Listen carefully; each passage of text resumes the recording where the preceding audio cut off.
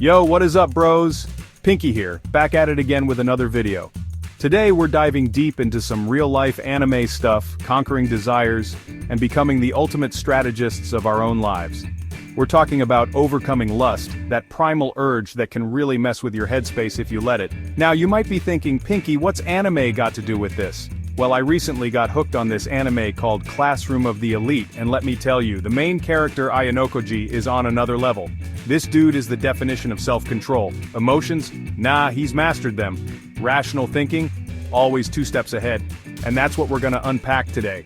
Ayanokōji's method for mastering self-discipline. So buckle up, bros, it's about to get lit. Alright bros, first things first, we gotta become masters of our emotions, just like Ayanokoji.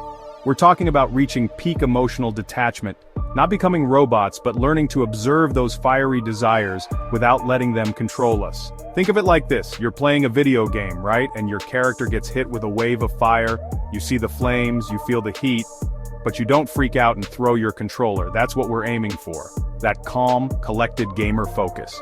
And the key to unlocking this superpower is mindfulness.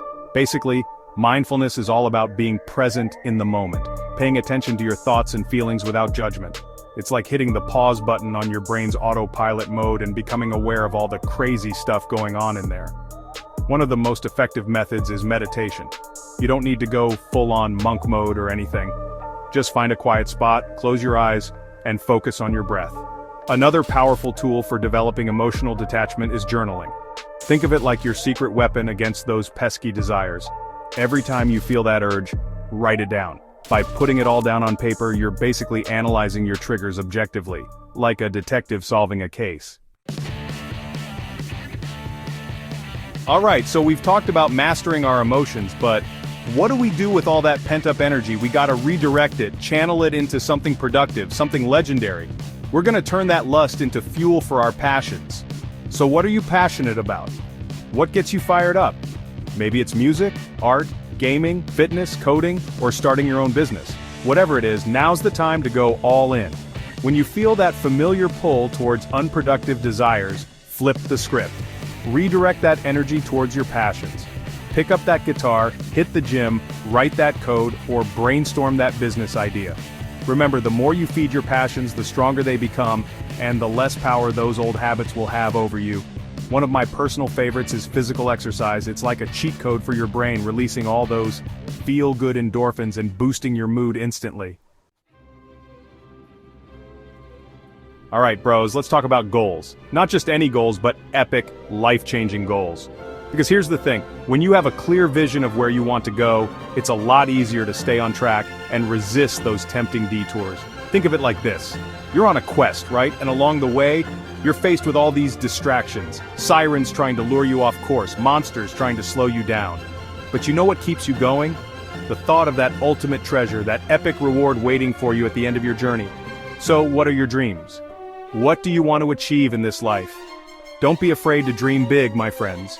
Write down your goals, make them specific, measurable, achievable, relevant, and time-bound. Put them somewhere you'll see them every day, on your mirror, your phone wallpaper, or even tattooed on your forehead if that's what it takes. And here's the key, every time you're faced with temptation, remind yourself of those long-term ambitions. Alright bros, let's face it. Overcoming lust is no walk in the park.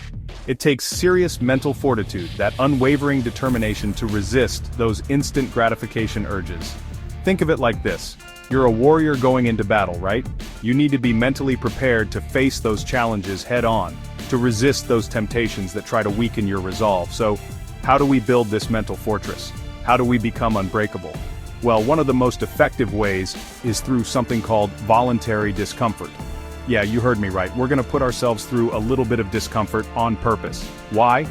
Because it helps us build resilience, that ability to push through challenges and come out stronger on the other side.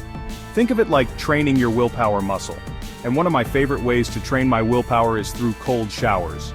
Cold showers are like a mini boot camp for your mind. They teach you to embrace discomfort, to overcome those initial impulses and do what's best for you in the long run. Alright bros, let's talk about the environment. No, I'm not talking about saving the trees, although that's important too. I'm talking about creating an environment that supports your goals, an environment that minimizes distractions and maximizes your chances of success. Think of it like this. You're trying to eat healthy, right? But your fridge is stocked with nothing but junk food. Are you going to be tempted? Of course you are. It's the same with overcoming lust. If you're constantly surrounded by triggers, it's going to be a lot harder to resist. So, what's the solution? Control your environment. First things first, let's talk about social media. Social media can be a major source of temptation, constantly bombarding you with images and videos that can derail your progress. Unfollow accounts that trigger you, limit your time scrolling, and be selective about the content you engage with. Remember, you're in control of your feed. Next up, let's talk about your physical space. Is your bedroom a haven of productivity, or is it a black hole of distractions? If you're serious about overcoming lust, you need to create an environment that encourages focus and discipline. Alright bros, let's get philosophical for a moment. Have you ever heard of Stoicism? No, it's not about showing no emotions like a robot. Stoicism is all about mastering your emotions, understanding that true happiness comes from within, not from external things like pleasure or material possessions. Think of it like this. Imagine you're really thirsty, right? You see a delicious-looking glass of water, but just as you're about to take a sip, someone knocks it over. Now a Stoic wouldn't get upset about it. They wouldn't dwell on the spilled water because they understand that it's outside of their control. Instead, they would focus on what they can control, their reaction. See, Stoicism is all about accepting what is, focusing on what you can control, and letting go of the rest. And when it comes to overcoming lust, this mindset is incredibly powerful. Because when you detach yourself from those desires, when you realize that they don't have power over you, they lose their grip on you. So there you have it, bros. The Ayanokōji Method for overcoming lust and becoming the ultimate master of your domain. Remember, it's not about suppressing your desires completely, it's about channeling that energy into something positive, something productive. When you can control your impulses, you unlock a whole new level of freedom and clarity. Think about it. Less time wasted on unproductive habits means more time and energy to focus on what truly matters. Your goals, your passions, your relationships. So embrace the challenge, bros. Step into your power, master your mind, and become the best, most legendary version of yourself. Now go out there and claim it.